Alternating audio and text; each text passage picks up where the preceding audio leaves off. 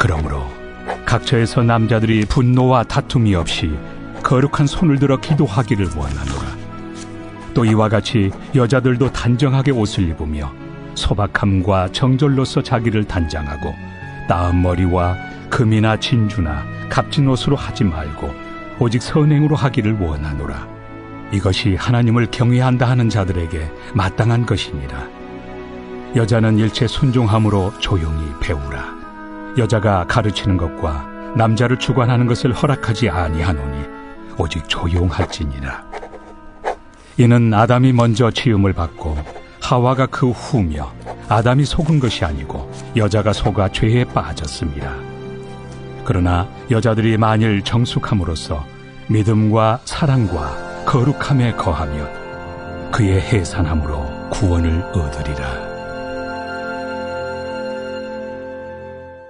안녕하십니까. 1월 4일 토요일 말씀 묵상 시작하겠습니다. 디모데전서 2장 8절에서부터 15절까지 말씀 함께 읽고 있습니다. 서신서를 해석하면서 가장 어려운 점이 바로 수신자와 발신자 사이에 공유된 선 이해가 있다는 것입니다. 좀 어려운 말인가요? 바울과 에베소 교인 사이에 굳이 기록하지 않아도 서로 간에 아는 어떤 지식이 있다는 거죠. 그런데 그것은 후대의 해석자들에게는 전달되지 않지 않습니까? 오늘 본문에서 바로 그런 어려움이 드러납니다. 어제 본문에서 바울은 거짓 교사들에 대한 출교를 선언하고 그 진리 위에 교회가 세워지도록 가르치고 있죠. 물론 출교는 디모데전서를 기록하기 전에 이미 이루어졌던 것으로 보입니다만은 어쨌든 그 출교 이후에 교회를 바로 세울 것을 가르치고 있는데 오늘 본문도 그런 취지에서 기록된 것은 분명한 것 같습니다. 문맥상으로 봤을 때 앞에서 출교 이야기가 나오고 그 다음에 남자들은 이렇게 하고 여자들은 이렇게 하라고 가르치고 있으니까요. 문제는 후메네오와 알렉산더라는 이 사람들이 대체 무엇을 가르쳤는지 어떻게 가르쳤는지 알 수가 없지 않습니까? 그리고 그들의 가르침을 누구는 따랐고 누구는 안 따랐는지 이런 것도 알 수가 없고요. 그러다 보니까 정확한 해석이라고 제시하기는 쉽지가 않습니다. 오늘 제가 제시하는 해석은 어디까지나 추정일 수밖에 없습니다. 우리가 갖고 있는 해석의 단서는 바울이 저들이 신화와 족보에 몰두하는 자들이었다라고 말했던 것, 즉 저들이 유대교 율법주의나 또는 헬레니즘적인 이방 문화의 영향력이 상당히 강했을 것이라는 것은 추정이 가능하니까 그것을 근거로 해서 한번 생각해 볼 수 있을 것 같습니다. 2절에서부터 8절까지 내용 보시면요. 남자들과 여자들 이야기가 나와요. 남자들은 분노와 다툼이 없이 거룩한 손을 들어 기도하고 여자들은 소박함과 정절로서 단장하라. 사치스러운 장신구나 비싼 옷으로 자신을 단장하려고 하지 말라. 오직 선행으로 단장하라고 가르치고 있는데요. 우선 남자들을 생각해 보면요. 유대교의 영향력에서 벗어날 것을 가르치고 있는 것이 아닌가 생각됩니다. 왜냐하면 분노와 다툼이 없어야 된다는 거잖아요. 남자들이 조금 호전성이 있습니다만은 특히 당시 유대인들 중 일부가 소위 말하는 열심당이라 불렸던 사람들은 지금 이슬람 근본주의 수준의 거의 싸움꾼들이죠. 테러를 일삼는 사람들이니까요. 알렉산더에 의해서 이루어진 그 정복 전쟁 때문에 헬레니즘 문화는 곳곳에 침투되고 있었거든요. 그것을 보고 유대인들 중에서는 분노하기부터 먼저 했던 모습을 많이 보여줬습니다. 그래서 우상이 만들어지면 그것에 대해서 피하고 우리는 저런 곳에 가서는 안 된다 수준이 아니라 그걸 막 부수고 우상 숭배를 하는 사람들을 뒤에서 테러를 가하는 그런 행동을 하는 사람들도 있었던 거죠. 그리고 그런 것을 행하는 자기들이 경건하다고 생각했던 겁니다. 그런 모습들을 바울은 금지하고 있는 것이죠. 그리고 각 처에서 거룩한 손을 들어 기도하라. 이거는 성전이 거룩하다고 생각하는 가르침을 반대하는 거죠. 유대인들에게 있어서 거룩한 것은 오직 성전이었거든요. 그런데 그러다 보니까 하나님께 드리는 기도가 응답을 받으려면 성전에서 기도해야 된다는 생각이 나타나기 시작합니다. 물론 물리적으로 매일 성전에서 기도한다는 것은 불가능하죠. 에베소에서 사는 사람들이 예루살렘까지 매일 다닐 수는 없는 거 아니겠습니까? 그러다 보니까 성지 순례를 굉장히 강조하거나 또는 여기서 에베소에서도 기도를 드릴 수는 있지만 저 성전에서 드리는 기도만큼은 응답되지 않는다는 식의 그런 가르침이 오갔을 것으로 여겨집니다. 바울은 이런 유대교의 전투적인 태도나 또는 성전만이 거룩하다는 생각, 이런 것들로부터 벗어나서 각처에서 거룩한 손을 들어 기도할 수 있고, 그리고 다툼이나 분노를 벗어버리라, 그렇게 가르치고 있는 거죠. 또한 여자들의 경우가 있는데요. 아마도 여성도들이 이 거짓 교사들에게 상당히 많이 휘둘렸던 것 같습니다. 이후의 문맥을 보면 그렇게 짐작이 돼요. 근데 이들이 사치스럽고 좀 유혹적인 외모를 갖추기 위해서 노력을 많이 했던 그런 모습을 보이는데, 왜 그랬는지는 잘 이해가 안 되긴 합니다. 어쩌면 거짓 교사들 중에 헬레니즘적인 음란한 문화를 따르도록 가르치는 자가 있었을 수도 있습니다. 또는 예나 지금이나 이상하게 이 이단들은 성추문을 일으키고 다니는 경우가 되게 많죠. 이 당시에도 그런 일이 있지 않았을까 하는 추정도 가능합니다. 물론 다 추정입니다. 정확하게 어떤 문제를 그들이 일으켰는지를 알 수는 없지만 이후 문맥을 보면 분명 여성도들이 거짓 교사들에게 많이 휘둘렸던 것은 거의 확실한 것 같거든요.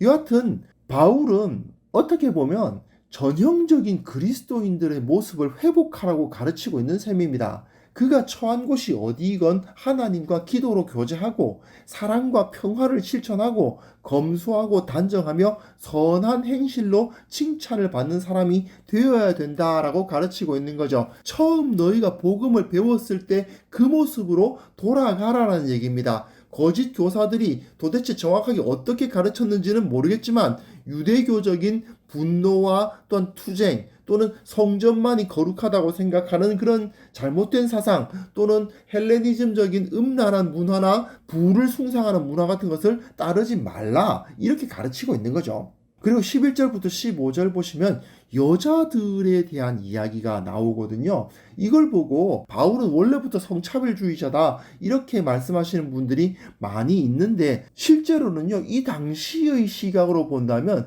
바울은 그야말로 페미니스트입니다. 그런데도 불구하고 이렇게 어떻게 보면 성차별적인 언사를 하고 있다는 것은 그 상황이 어떠한 것이었는가를 이해해야만 돼요.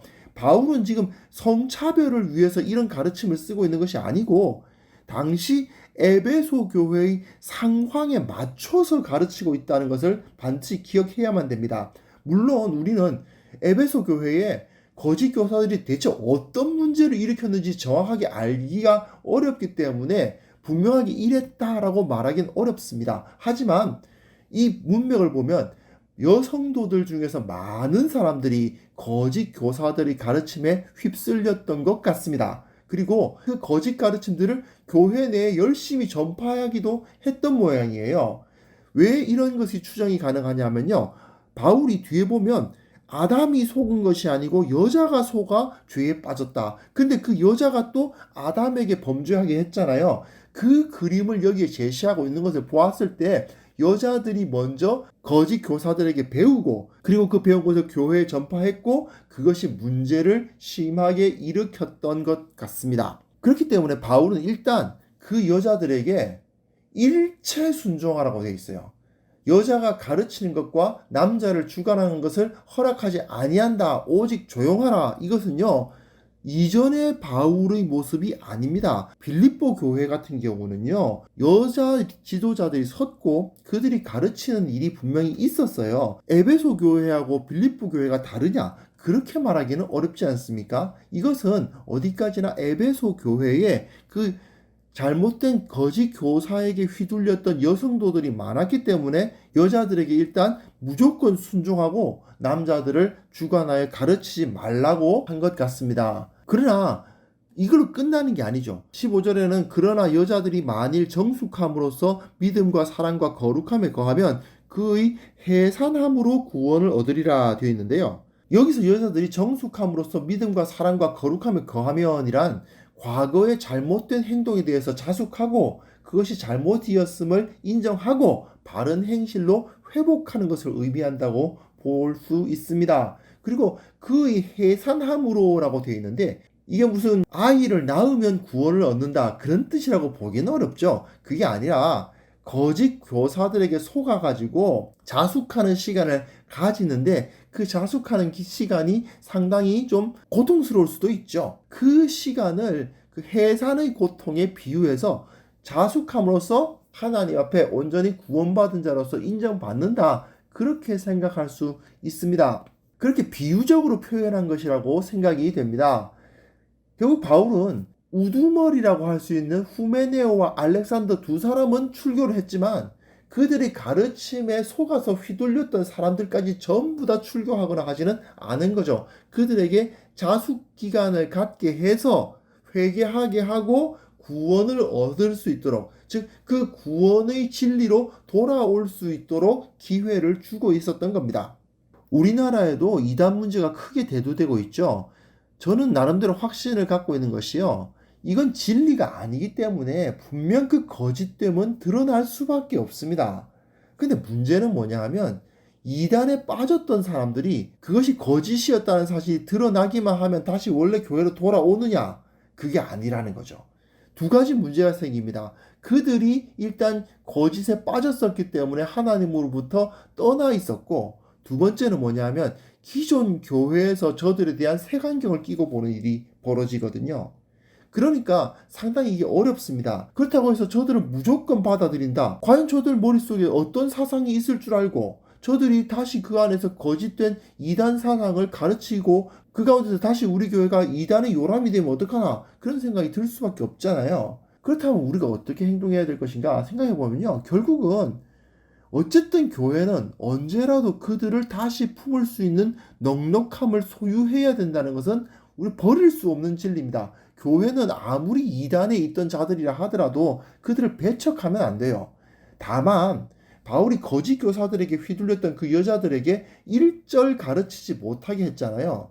그리고 그들이 온전히 진리로 돌이켰는가를 확인하는 과정을 거치고 있지 않습니까? 결국 그들이 바른 복음의 진리를 회복했는지 점검하는 시간은 반드시 필요하다고 생각합니다. 결국 교회는 그들을 언제라도 받아들일 준비를 하고 있되 그들에게 바른 교훈, 바른 진리를 가르치고 회복시키고 주님께로 온전히 돌이키도록 만드는 일을 해야 된다는 거죠. 어쨌든 우리가 절대로 잊지 말아야 될 것은 진리입니다. 진리. 교회의 가장 중요한 가치는 바로 진리고 진리로서 사람들을 회복시켜야지 진리를 다음 문제로 두고 일단 사람들부터 끌어모으거나 그들하고 친해지는 것만을 가장 우선순위로 놓아서는 안 된다 하는 것은 온전히 기억을 해야만 될 것 같습니다. 우리 교회가 진리 가운데 설 수 있기를 위해서 기도해 주시고 그리고 내일 거룩한 주일 예배 가운데 진리가 선포될 수 있도록 또한 함께 기도하는 시간을 가졌으면 좋겠습니다.